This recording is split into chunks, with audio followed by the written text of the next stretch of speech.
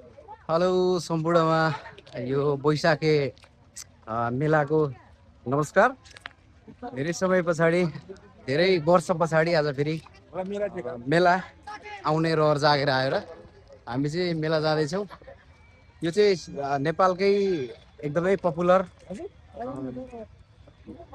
मानिएको मेला हो यो जब्दी मेला।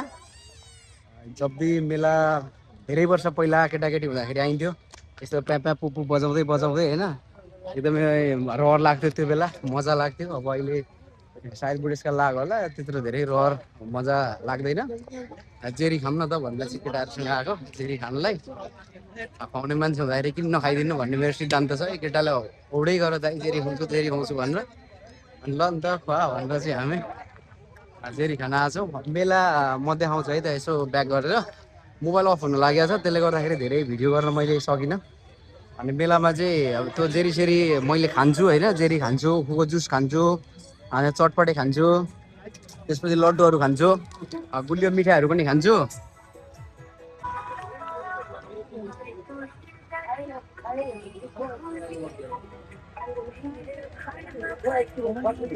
तपाईँहरूको मेलामा आएको छ हाम्रो विराटनगर निकिता 17 को मोबाइल मेरो अफ हुन लागेको छ, मैले सबै चिज खान्छु ल। त्यो तपाईँले यसले खायो होला भनेर भनिदिनु होला, यसले खायो भनेर अनुमान लगाइदिनु होला।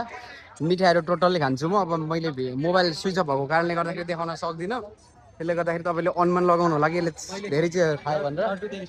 मैले चाहिँ यहाँ लड्डुदेखि सुरु गर्दैछु अब भिडियो गर्नलाई, खानालाई चाहिँ होइन है। होइन दाजु, ल मेलाको शुभकामना है दाइलाई। अहिले फर्किन्छु दाइ।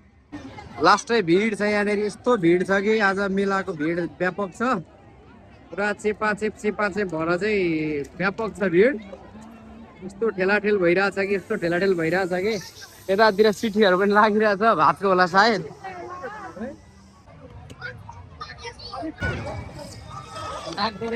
ल छिरो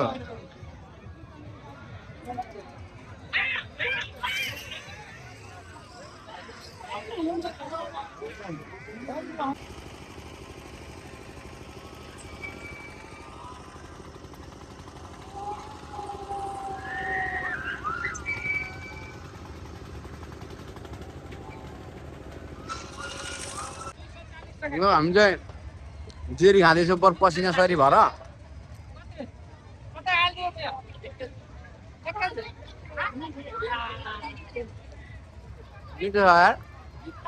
जेरी